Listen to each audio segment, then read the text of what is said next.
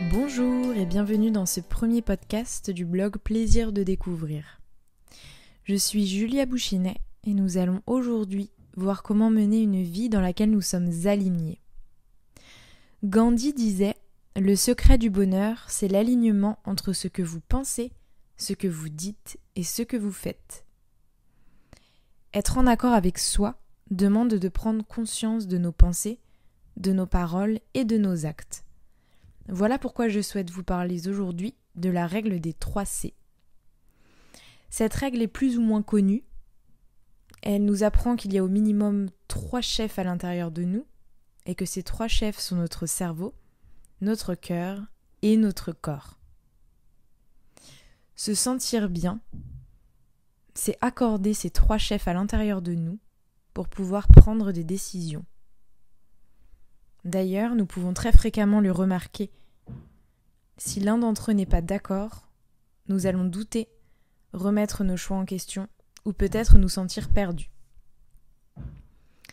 Parfois, ça peut aussi être la fatigue, le stress, les peurs qui nous empêchent d'y voir clair dans nos choix. Commençons par le cerveau. Le cerveau, c'est le roi. C'est notre organe principal de notre système nerveux. Son but est de nous protéger, mais parfois un peu trop.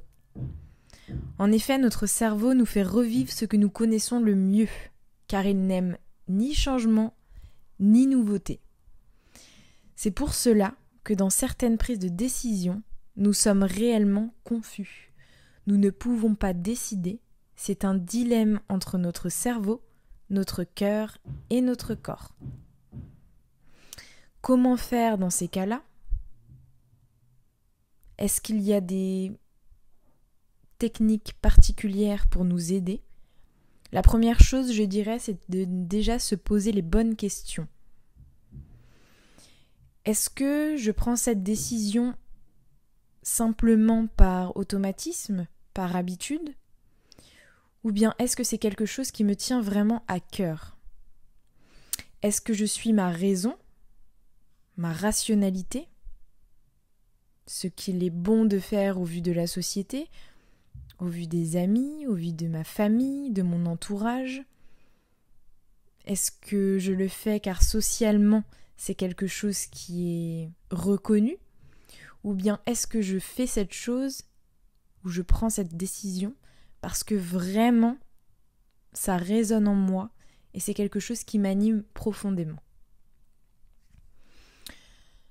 Ces quelques questions pourront vous aider, notamment à prendre des décisions, mais à prendre aussi l'habitude de se questionner, remettre en question tout ce que nous faisons, tout ce que nous disons et tout ce que nous vibrons au quotidien. Cela m'amène à parler de notre cœur. Notre cœur, c'est l'organe musculaire qui assure notre circulation sanguine. Sans lui, nous ne pouvons tout simplement pas vivre. Symboliquement, il est le siège de l'amour que nous sommes capables de donner et de recevoir. Avoir un cœur ouvert, c'est laisser vivre nos désirs et nos rêves les plus profonds. Il sait, avant notre cerveau, le fameux King, si l'entrain nous accompagne lors d'une prise de décision, lors d'un choix à faire, dans une situation précise, dans une relation aussi. Nous pouvons nous poser les questions suivantes. Est-ce que dans ma vie, j'écoute suffisamment mon cœur pour être en accord avec lui ? Est-ce que je lui laisse la place de me dire ce qu'il a à me communiquer ? Ou est-ce que je n'en fais qu'à ma tête, justement ? Ça peut réellement nous aider à nous positionner au quotidien et à nous sentir mieux. Je vous donne un exemple précis. Lorsque nous faisons du yoga. L'idée, c'est vraiment de suivre notre cœur, parce que si nous écoutons notre mental, notre tête, notre ego, nous ne pouvons pas réaliser certaines postures. L'intérêt de pratiquer des activités qui ouvrent notre cœur et notre champ vibratoire d'amour, c'est vraiment de pouvoir remettre en question nos décisions quotidiennes. Est-ce que je fais cette activité pour montrer que je fais quelque chose ? Ou est-ce que je fais cette activité parce que réellement elle me nourrit de l'intérieur, elle nourrit mon cœur, mes envies, mes désirs, mes rêves ?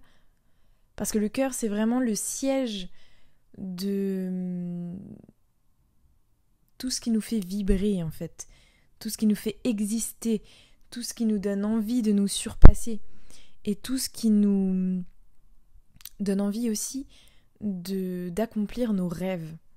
Si nous oublions notre cœur, nous oublions une partie de nous-mêmes qui est tellement importante parce que c'est réellement celle qui nous met en connexion avec les autres, celle qui entretient un lien social, qui entretient l'envie de vivre, tout simplement. Alors qu'en est-il pour vous ? Est-ce que vous écoutez votre cœur ou plutôt votre tête ? Peut-être que vous écoutez les deux et que vous avez une circulation énergétique qui se passe bien. Le troisième chef, c'est notre corps. Et là-dessus, c'est très important d'avoir conscience que celui-ci nous porte. Notre cœur dicte nos envies, nos désirs, nos rêves, nos aspirations. Il nous indique aussi nos valeurs profondes, nos besoins. Notre corps, lui, il nous porte. Il sait avant nous ce qui est bon pour nous.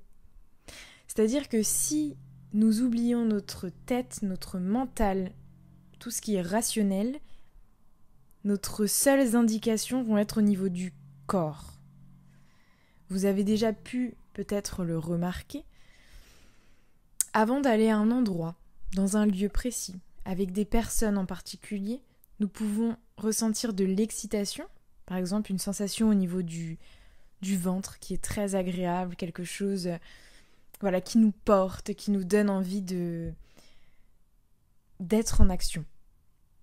Il y a d'autres formes d'émotions, par exemple comme la peur, l'angoisse, le stress, qui nous coupent justement de ce que notre cœur a à nous dire. Si nous sommes à l'écoute de nos émotions, nous sommes à l'écoute de notre corps. Et donc nous formons vraiment une très belle équipe et nous pouvons de ce fait beaucoup plus prendre des décisions. Par exemple, si vous devez aller à une soirée, à un événement en particulier, et que vous avez mal au ventre, que vous n'êtes pas forcément vraiment à l'écoute de vous, mais vous sentez qu'il y a quelque chose quand même qui vous fait mal, qui vous stresse, qui vous fatigue, qui vous contrarie.